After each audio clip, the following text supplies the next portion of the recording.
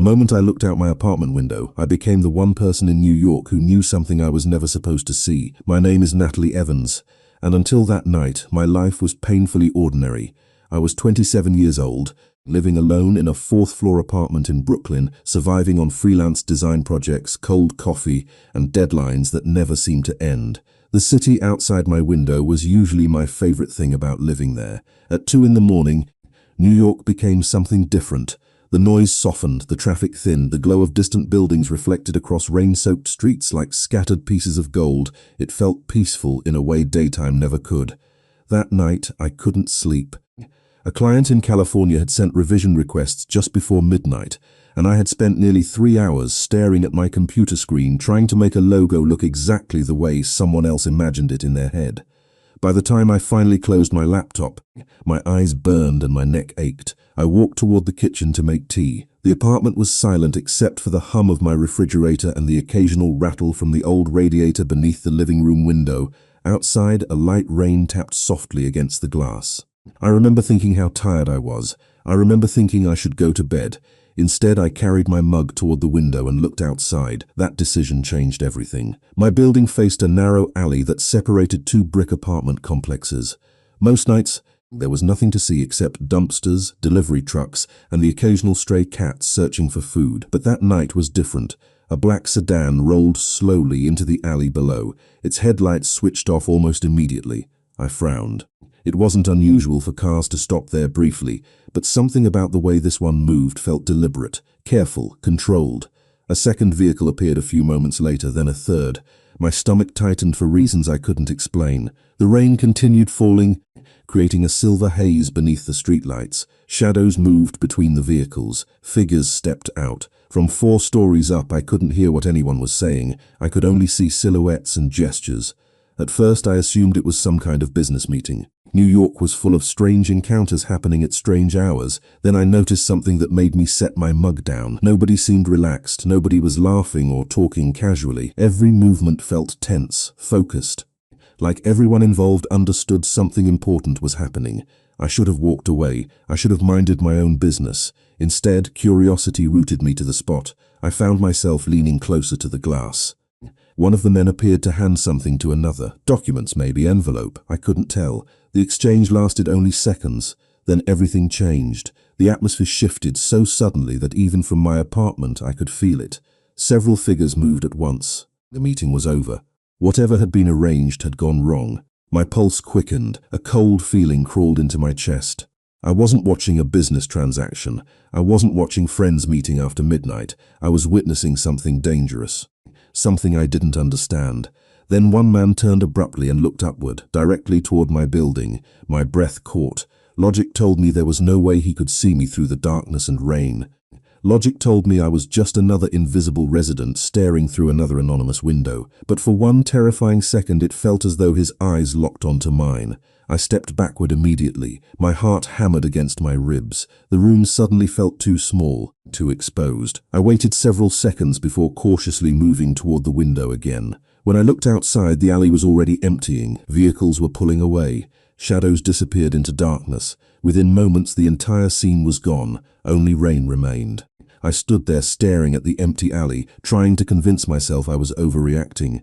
Maybe I hadn't seen anything important. Maybe it wasn't my business. Maybe I was exhausted and imagining danger where none existed.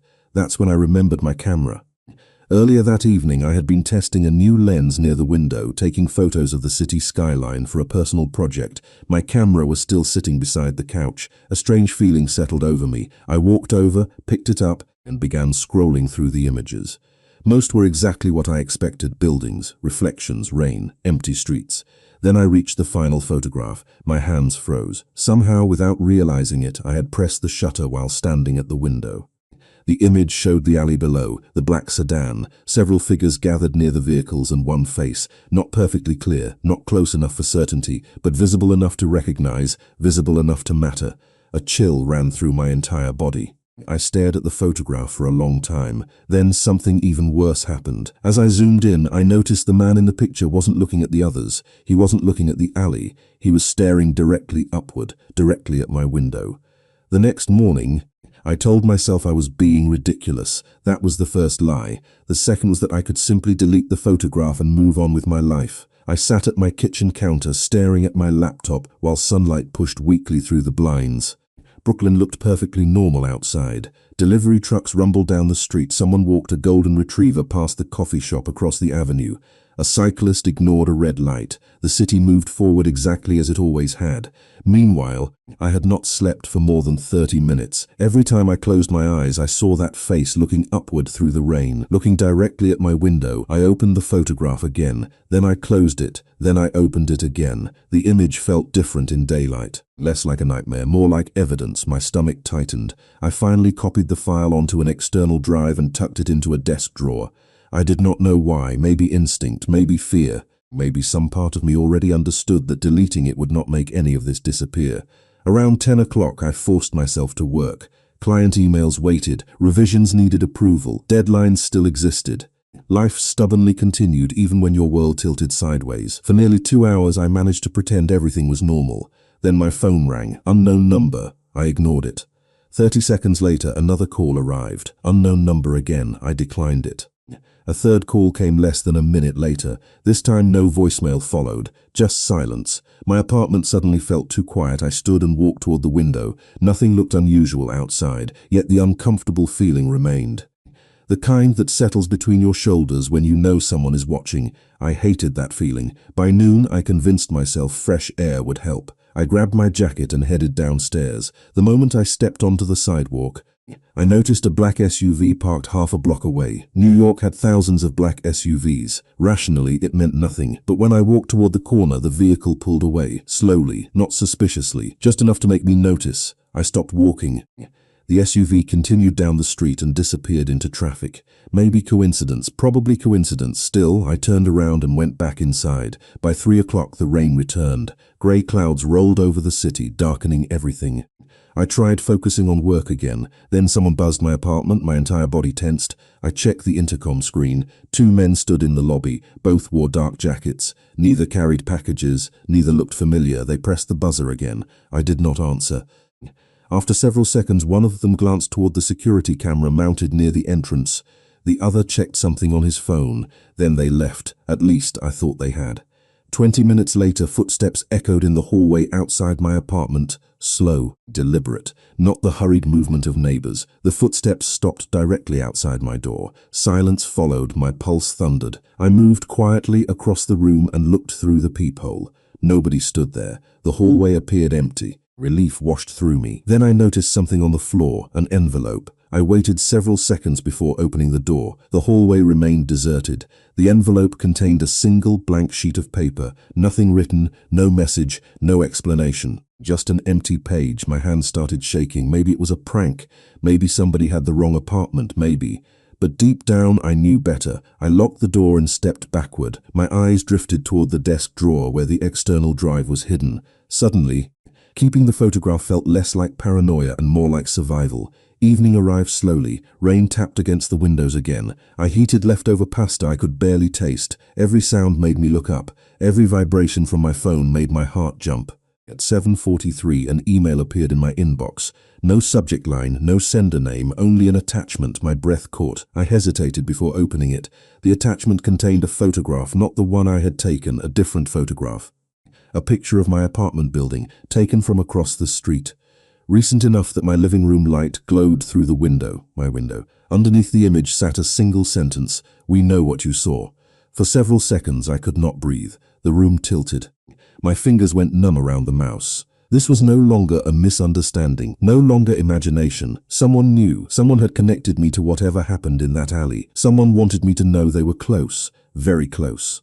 I slammed the laptop shut and backed away from the table. Then another sound reached me, soft, metallic, coming from the hallway outside my apartment door. I froze. The sound came again, not knocking, not footsteps, something else, something careful, something methodical.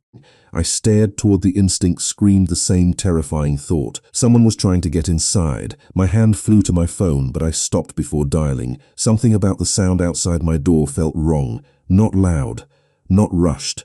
Whoever was out there was taking their time. That frightened me more than if they had been pounding on the door. The metallic noise came again. Slow, precise. I backed away from the entrance and moved toward the bedroom, trying to stay silent.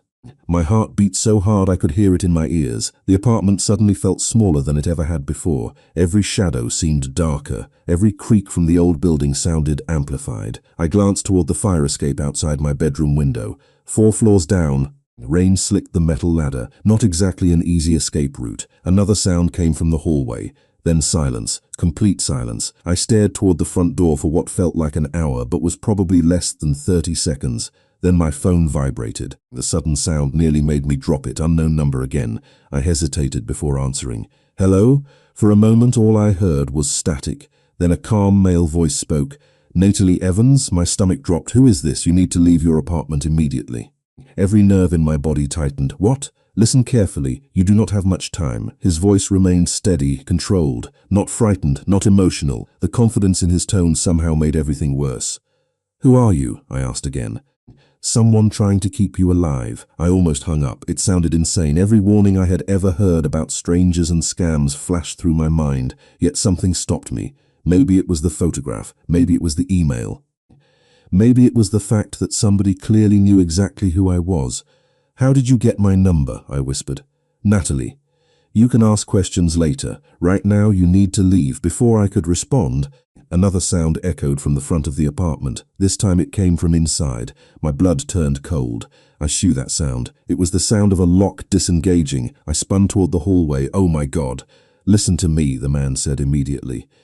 Is there a back exit? The fire escape. Use it. Fear crashed through me. Every instinct screamed that this was a terrible idea, yet staying suddenly seemed worse. I grabbed my jacket and the external drive from the desk drawer. My laptop remained on the kitchen counter. My purse sat by the couch. I left both behind. Nothing mattered except getting out. Rain slapped against my face the moment I pushed open the bedroom window. Cold air rushed into the room. My hands trembled as I climbed onto the fire escape. The metal platform groaned beneath my weight. I am outside, the voice said through the phone. Keep moving. Outside where? Across the street. I looked down. Cars lined the curb below. Streetlights reflected off wet pavement. Then I saw him. A tall man stood beside a black SUV parked near the corner. Even from 4 stories up, there was something different about him. People moved around him rather than near him. Rain rolled off his dark coat. He stood perfectly still, one hand holding a phone to his ear, waiting, watching. Who are you? I asked. Damien Ferraro. The name meant nothing to me, at least not yet. How do you know me? You took a photograph last night. My grip tightened around the phone. How do you know that? Because people have been looking for that photograph all day. A chill crawled down my spine. I carefully descended another section of the fire escape. The rain made every step slippery. What do they want? I asked. You already know the answer. Unfortunately, he was right. Deep down, I did know. I reached the final landing and stepped onto the alley behind the building. My pulse pounded in my throat. Every shadow seemed threatening. Every parked vehicle looked suspicious. Damien's SUV waited at the corner less than 50 yards away. I started walking, fast, then faster. Rain soaked through my jacket almost immediately. The city blurred around me. Headlights reflected across puddles. Traffic hissed along nearby streets. My shoes splashed through standing water as I hurried toward the vehicle. He simply watched me approach. As I got closer, details sharpened. He looked to be in his mid-30s, dark hair, sharp features, grey eyes that missed nothing. He carried himself with the kind of confidence that made everyone else seem uncertain by comparison. Dangerous was the first word that entered my mind. Powerful was the second. Natalie, he said as I reached him, not a question, a statement. Like he already knew everything. You sent the email, I asked. No. His answer came instantly. Then who did? Someone who wanted you afraid. Lightning flashed somewhere over the East River, illuminating the street for a brief second. Damien glanced toward my apartment building. For the first time, I noticed several men emerging through the front entrance. They looked around the street as though searching for something. Searching for someone. My stomach tightened. Damien opened the SUV door. Get in. Every warning signal in my head screamed at me not to trust him. I did not know him. I did not know what he wanted. I did not know why he seemed to know so much about me. Yet the men near my building were already scanning the sidewalk. One of them pointed and never changed. You have a choice, he said quietly. You can stay here and hope they reach you first. His gaze locked onto mine. Calm, certain, unshakable. or you can come with me and live long enough to understand what is happening. For a few seconds I stood frozen in the rain, staring at the open SUV door. Every instinct told me not to get inside. My parents had spent years teaching me not to trust strangers. Every crime documentary I had ever watched flashed through my mind, yet none of those warnings seemed designed for a situation like this. Across the street, the men near my apartment building continued searching the sidewalk. One of them pulled out a phone. Another pointed again. They were getting closer. Damien waited without pressuring me. That somehow made the decision harder. Most people would have rushed me. He did not. He simply stood there as though he already knew what I was going to do. I hated that confidence. I hated that he might be right. Finally, it shut behind me with a solid thump that sounded strangely final. The interior smelled faintly of leather and rain, clean, expensive, nothing like my aging apartment building. Damien slid into the seat beside me while another man took the driver's seat. Neither introduced themselves. Within seconds, the SUV pulled away from the curb. I looked through the tinted window just in time to see the men disappear behind us. Relief should have followed. Instead, anxiety settled deep into my chest. I had just left everything behind: my apartment, my work equipment, my normal life. The city lights blurred across the wet glass as we crossed deeper into Brooklyn. Nobody spoke for nearly 5 minutes. The start talk became, I find, unbearable. Start talking, his head slightly. About what? I almost laughed from disbelief. About why people are apparently trying to find me. His expression remained calm. Because you saw something important. That is not an answer. It is the only answer that matters right now. Frustration flared inside me. Who are those people? People who do not want witnesses. Witnesses to what? Damien studied me for a moment before responding. The less you know, the safer you are. That is not how this works. Actually, there's exactly how this works. I folded my arms and looked away. Rain streaked across the window beside me. The city gradually gave way to darker roads and fewer buildings. Where are we going? I asked. Somewhere secure. That sounds suspicious. It should. I looked back at him. To my surprise, the corner of his mouth almost moved. Not quite a smile, more like the memory of one. At least you are honest, I muttered. I try to be. The conversation died again. Nearly 40 minutes passed before the SUV turned onto a narrow road lined with tall trees. The city disappeared behind us completely. Darkness surrounded the vehicle except for occasional security lights along the property ahead. Then I saw the house. Calling it a house felt ridiculous. The place looked more like a private estate. Stone walls, large windows, iron gates. The kind of property people only saw in Maggie's Opened. Before we even reached them, my anxiety returned immediately. Who are you? I asked. Damien looked out the windshield. Someone with resources. That is not an answer either. You ask the same questions repeatedly because nobody is giving me real answers. The SUV rolled to a stop beneath a covered entrance. Before I could say anything else, another vehicle appeared at the far end of the driveway. Fast, too fast. The atmosphere inside the SUV changed instantly. The driver straightened. Damien's eyes shifted toward the approaching headlights. For the first time since meeting him, I saw genuine concern cross his face, not fear, calculation. The approaching vehicle continued toward the gates. Then suddenly stopped. Nobody spoke. Rain drummed against the roof. One of the security guards near the entrance pressed a hand against his earpiece. Another moved toward the driveway. My pulse quickened. Something was wrong. Damien opened his door and stepped outside. I watched through the window as several people converged near the entrance. Quiet conversations followed. Radios crackled. The distant vehicle remained motionless beyond the gates. Every nerve in my body tightened. A few moments later, Damien returned. Come, what happened? I asked. Nothing. The answer came too quickly. That was definitely not nothing. His jaw tightened slightly. Natalie, no. I shook my head. You brought me here because you said I would be safe. Then everybody suddenly acts nervous because a random vehicle appears. And now you expect me to believe nothing happened? For several seconds, he said not a word. Then he looked directly at me. The people looking for you should not have known where we were going. A cold sensation spread through my chest. What does that mean? The rain seemed louder now. The darkness outside felt heavier. Damien glanced once toward the gates before answering. It means somebody may have told them. The words settled over the room like cold fog. Somebody may have told them. I stood beneath the cover entrance staring at Damien while rain continued falling beyond the lights. For the first time since leaving Brooklyn, the danger felt larger than the strangers outside my apartment. If somebody inside his world was sharing information, then nowhere felt truly safe. You mean somebody working for you? I asked quietly. Damien's expression revealed nothing. I mean, somebody had information they should not have had. It was not an answer. I was beginning to realize that was a habit of his. Around us, security personnel continued moving through the estate with calm efficiency. Nobody appeared panicked. That somehow made the situation more unsettling. They were used to this, used to threats, used to uncertainty. I followed Damien into the house. The interior looked even more impressive than the outside. High ceilings, stone fireplaces, dark wood floors polished to perfection, massive windows overlooking acres of rain-soaked property. It should have felt beautiful. Instead, it felt isolated, like a fortress built to keep the world out, or keep people in.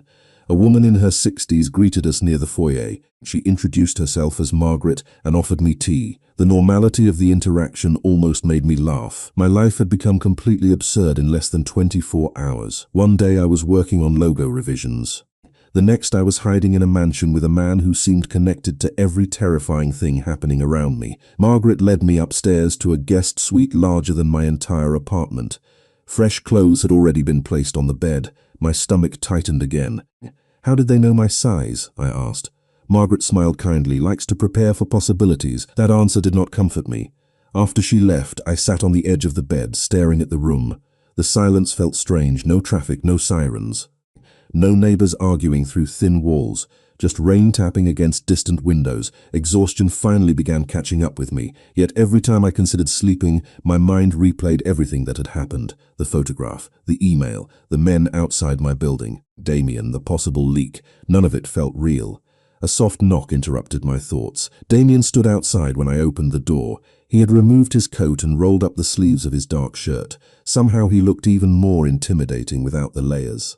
More human, too. You should rest, he said. I do not think I can. His eyes drifted toward the window. Neither can I. For a moment, neither of us spoke. Then I remembered the external drive in my pocket. I still have the photograph. His attention shifted back to me immediately. Good, you knew. I hoped. I crossed my arms. Everybody keeps acting like that photograph is some priceless treasure. Why? Damien studied me for several seconds. Because the man you photographed was not supposed to be there. A chill moved through me. What does that mean? It means someone made a mistake. Who? That is what I am trying to find out. Frustration returned. Every answer created 3 new questions. You know exactly what happened in that alley, do not you? I asked. Something flickered behind his eyes. Gone almost immediately. I know enough. Were you there? Silence. Damien. He looked away briefly before answering. No. The response came without hesitation. For reasons I could not explain, I believed him. That surprised me. I barely knew this man, yet something about the way he answered felt genuine. Then why are you helping me? I asked. The question lingered between us. Rain tapped softly against the glass. Somewhere downstairs, a grandfather clock chimed the hour. Damien finally exhaled, because if you had not taken that photograph, none of this would have reached you. That still does not explain why you care. For the first time, uncertainty crossed his face. Very slight, almost invisible. Maybe I do not like innocent people being dragged into problems they never asked for. The answer caught me off guard. It sounded honest. Dangerous men were not supposed to sound honest. Before I could respond, his phone vibrated. He glanced at the screen. Instantly, the warmth vanished from his expression. Business replaced humanity. What happened? I asked.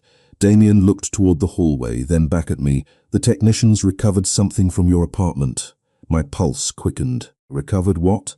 Security footage from the building across the alley. Hope surged through me. Then they can identify everyone. Not everyone, his voice lowered. But they found the man who delivered the envelope outside your door. Who is he? Damien's jaw tightened. The reaction alone told me the answer mattered. That is the problem. He slipped the phone into his pocket. He works for me.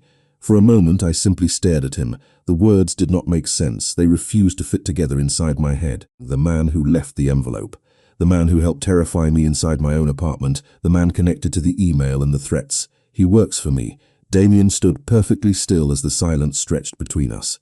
Outside the tall windows, rain continued falling across the dark property. Somewhere in the distance, thunder rolled across the Hudson Valley. You are telling me one of your own people helped hunt me? I finally asked. That is what the footage suggests. His voice remained calm, but something colder lingered beneath the surface. Anger, controlled anger. And you did not know? He shook his head once. No, I studied his face carefully. Over the past few hours, I had started noticing small things about him. The way his jaw tightened when he was frustrated, the way he paused before answering difficult questions, the way he looked directly at people when he spoke. Right now he looked genuinely disturbed. That frightened me more than if he had appeared angry. If Damien Ferraro was surprised, then the situation was worse than I thought. "Who is he?" I asked. "His name is Ethan. A friend, an employee." The answer came immediately. "Nothing more?" Damien looked away briefly toward the rain-covered windows. I learned a long time ago not to confuse those two things. Something about the way he said it made me wonder how many times that lesson had cost him. I sat down slowly on the edge of the bed. Exhaustion weighed on every muscle in my body. The last 36 hours felt like a month compressed into a single day. "What happens now?" I asked. Damien remained silent for several seconds. "Now we find out why he did it, and if he is not acting alone." His eyes met mine. "Then we find out who else is involved." The certainty in his voice should have reassured me. Instead, it reminded me how little I actually knew about him. He spoke about investigations and betrayal with the confidence of someone who operated in a world completely different from mine. A world where loyalty and deception carried life-changing consequences. My world involved deadlines and invoices. His world involved secrets. The contrast suddenly felt enormous. "You still do not trust me," he said quietly. The observation caught me off guard. Should I? Instead of answering, he pulled a chair closer and sat opposite me. For the first time since we met, neither of us seemed in a hurry. The house around us had gone quiet. The chaos outside the gates felt distant for a moment. "No," he admitted. "Probably not." I blinked. That was not the answer I expected. "Then why are you helping me?" I asked again. "Because whether you trust me or not changes nothing." He folded his hands together. "You are involved now. Someone decided to make you part of this." His expression hardened slightly. "I did not." I looked toward the floor. Part of me wanted to believe him. Another part reminded me how dangerous that could be. "The victim in the alley," I said carefully. "Who was he?" Damien remained silent long enough that I thought he might refuse to answer. Then he surprised me. "A financial consultant. That sounds boring." "Most important things do." The faintest trace of humor touched his voice before disappearing. "He managed records, accounts, transactions. Why would anyone care about that?" His eyes narrowed slightly. "Because information is more valuable than money." The answer lingered in my mind. Information. Suddenly the photograph seemed less important than whatever exchange had happened before I ever looked out my window. "You think he was carrying something?" Damien nodded once. "Possibly." "Documents?" "Maybe." Another incomplete answer. Yet this one felt different, less like avoidance and more like uncertainty. For the first time I realized Damien did not know everything. That realization changed something. Until now, I had imagined him as the person controlling events, the man with all the answers, the man pulling every string, but he was searching too, maybe from a stronger position than me, maybe with more resources, but still searching. A sudden flash of lightning illuminated the room. For a brief second, silver light reflected across the windows. Then darkness returned. "You should sleep," Damien said, again with that. "You look exhausted." I almost laughed. "That is because my life exploded yesterday." To my surprise, the corner of his mouth actually lifted this time, a real smile, small, brief, gone almost immediately, yet I had seen it. Somehow that made him seem less intimidating, more human. Then his phone buzzed. The change in atmosphere was instant. Damien glanced down at the screen. Whatever he saw erased every trace of warmth from his expression. He stood abruptly. "What happened?" I asked. He looked toward the doorway. "The recovery team finished searching your apartment." "Did they find anything?" For a moment he did not answer, then he slowly raised his eyes to meet mine. "Yes." My stomach tightened. "What?" Damien's voice lowered. "Somebody got there before them." The words hit harder than I expected. Somebody got there before them. I stared at Damien, searching his face for any sign that he was exaggerating or misreading the situation. Instead, all I found was certainty, the kind of certainty that comes from receiving information you wish were not true. "What exactly does that mean?" I asked. Damien slipped his phone back into his pocket. "It means your apartment was searched after you left." My stomach dropped. Images flashed through my mind. My couch, my desk, my kitchen counter, the ordinary pieces of my life that suddenly no longer felt like mine. "How do you know?" "Because things were moved." He walked toward the window and looked out into the darkness, not enough for a casual observer to notice, enough for trained people to notice. Rain rolled down the glass behind him. The storm seemed endless. Were they looking for the photograph, I asked. Most likely. I reached into my jacket pocket and touched the external drive. The small piece of plastic suddenly felt heavier than it should have. Somehow, this tiny object had become the center of a problem far larger than I understood. Then they did not find it. No. His gaze shifted toward me. Because you were smarter than they expected. Nobody had called me smart in the last 24 hours. Terrified. Confused. Unlucky. All of those felt accurate. Smart did not. I just copied a file. Most people would have deleted it. His expression softened slightly. Most people would have convinced themselves they imagined everything. I thought about that. Maybe he was right. Maybe some version of me would have done exactly that. The version that existed before all this happened. The version who worried about invoices and client revisions instead of hidden enemies and mysterious photographs.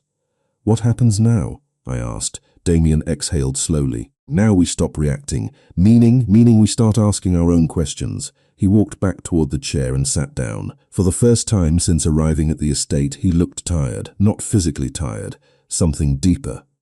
Like a man carrying responsibilities he never got to set down. The photograph is important, he said, but not because of the face you captured. That caught my attention immediately. Then why? Because of who was standing next to him. I frowned. I barely looked at anyone else. He pulled out his phone and opened an image. A moment later he handed it to me. It was my photograph, enlarged, enhanced. I immediately recognized the alley, the vehicles, the rain. Then I noticed a figure standing near the edge of the frame, someone I had completely overlooked. Who is that? I asked. Damien's jaw tightened. That is the question. I studied the blurry outline. Nothing about the person stood out, no clear facial features. No identifying details. You do not know? No. The answer surprised me. I thought you knew everyone involved. A humorless smile touched his face. If I knew everyone involved, we would not be having this conversation.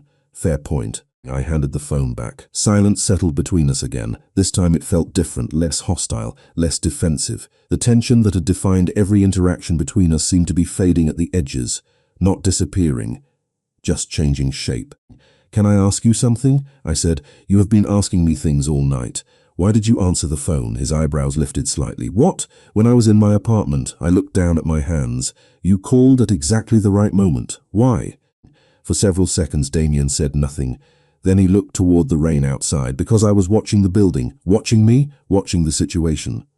His answer came carefully, measured. When I realized someone else had reached you first, I intervened. It was not. The honesty in that answer surprised me. Again, you could have ignored it, I said quietly. Yes, but you did not. No, thunder rumbled somewhere beyond the trees. The estate lights reflected off the wet grounds below. Everything felt strangely distant, as though the world outside this room belonged to someone else. Damien stood and moved toward the door. Try to get some sleep. And you? He paused. I have work to do. I believe that. Before he could leave, another vibration echoed from his phone. This time he checked the screen immediately. The expression that followed erased any remaining calm from his face.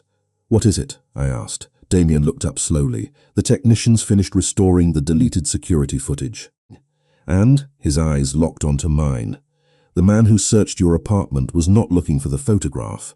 The room suddenly felt colder. Then what was he looking for? Damien's voice dropped almost to a whisper.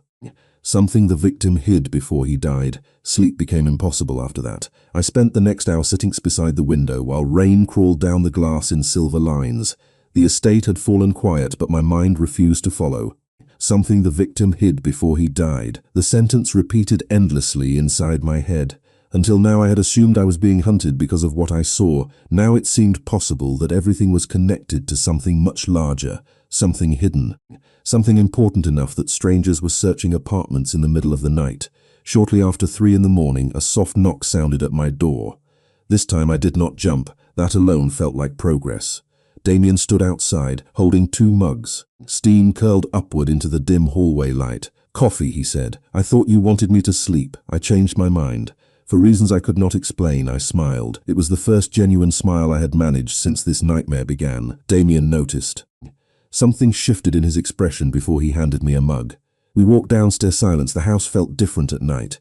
Softer somehow. Less like a fortress. More like a home that had forgotten how to be one. Damien led me into a library filled with dark shelves and leather-bound books. A fire burned quietly in the stone fireplace. The room smelled faintly of cedar and old paper. I did not expect this, I admitted. What? The books. Damien glanced around the room. People always expect something else. Like what? Usually something more dramatic. I sat on one of the leather chairs near the fire. Do you read all of these? Most of them. That is surprisingly normal. A faint smile touched his face. I will try not to disappoint you. For a few neither of us spoke. The fire crackled softly. Rain tapped against distant windows. The atmosphere felt strangely peaceful considering everything happening around us. Then Damien opened a folder resting on the table beside him. This is what we recovered tonight. My attention photographs lay inside, security images, building entrances, street corners, grainy snapshots captured by surveillance cameras. Damien spread them across the table. The victim visited 6 locations during the 48 hours before his death. I leaned forward, looking for somewhere to hide something, possibly. My eyes moved from photograph to photograph. Coffee shops, parking garages, office buildings. Nothing looked unusual. Then I noticed one image near the bottom, my apartment building. I stared at it. Why is that there? Damien watched me carefully. That is exactly what I want to know. A chill moved through me. The photograph showed the victim standing across the street from my building 2 days before the alley meeting, 2 days before everything changed. I never saw him, I whispered.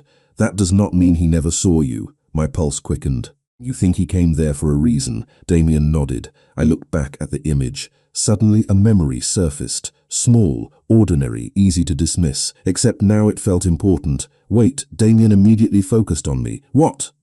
The day before all of this happened, I frowned, trying to remember. I received a package. From who, I do not know. The memory became clearer. No return address, no note, just a small shipping box. Damien leaned forward slightly. What was inside? I blinked. Nothing. That is why I forgot about it. I set down my coffee. The box was empty. The room went completely silent. Even the crackling fire seemed to fade into the background. Damien stared at me for several long seconds.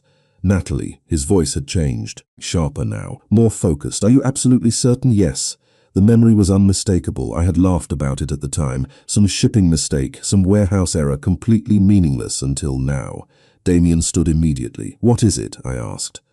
He began pacing slowly across the library, thinking, an empty package makes no sense. Maybe it was a mistake. No, his answer came instantly. People do not risk everything to deliver mistakes. My stomach tightened. Then what was it? Damien stopped near the fireplace.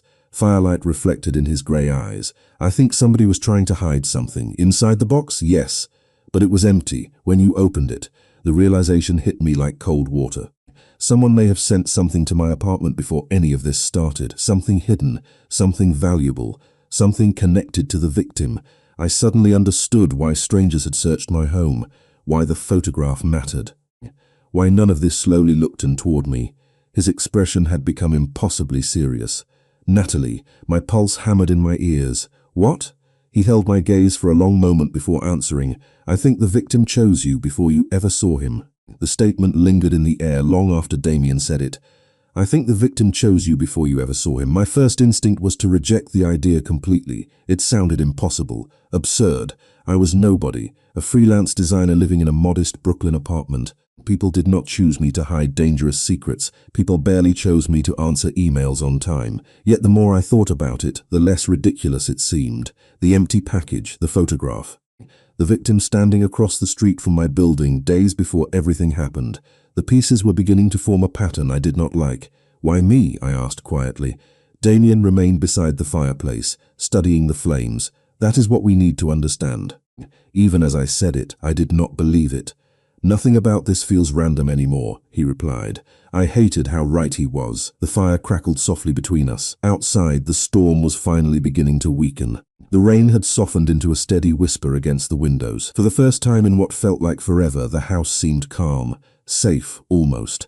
Then a sharp knock interrupted the silence.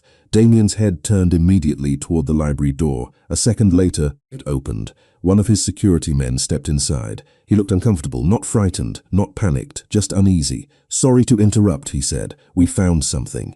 Damien's expression hardened instantly. Where? In the east garage.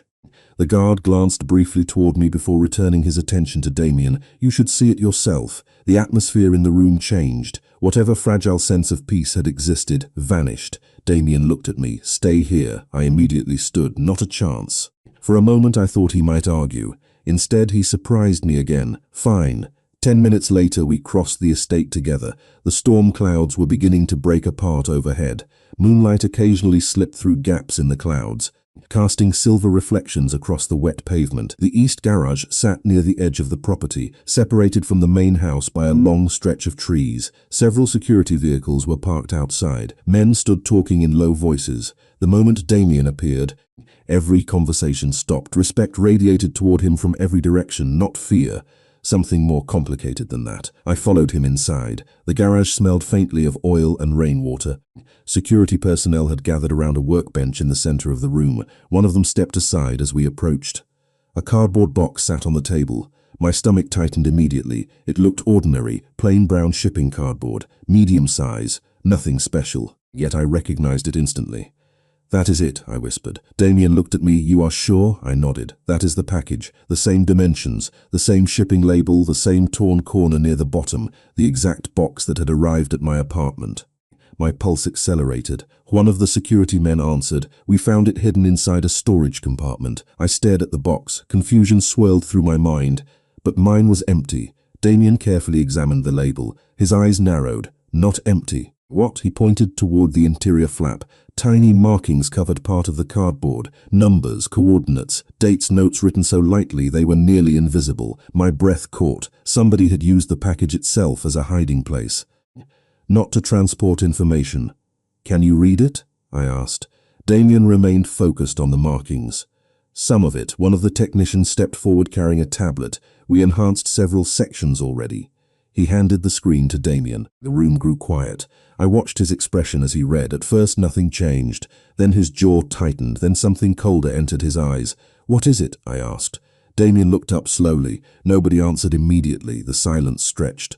Every person in the room suddenly seemed uncomfortable. Finally, Damien handed me the tablet. I looked down. Most of the information meant nothing to me. Account numbers, transaction records, dates, names. Then I noticed one entry highlighted near the centering. Vincent Lombardi. The reaction around me told me it mattered. A lot. "Who is that?" I asked. Nobody spoke. The silence itself became an answer. I looked back at Damien. Genuine betrayal crossed his face. Not anger, not suspicion, betrayal. The realization sent a chill through me. Whoever Vincent Lombardi was, this was not just another lead. This was personal. Damien slowly took the tablet back. His voice dropped low enough that only the people closest could hear it. "Nobody leaves the estate. Every eye turned toward him until we know exactly who has been lying to us."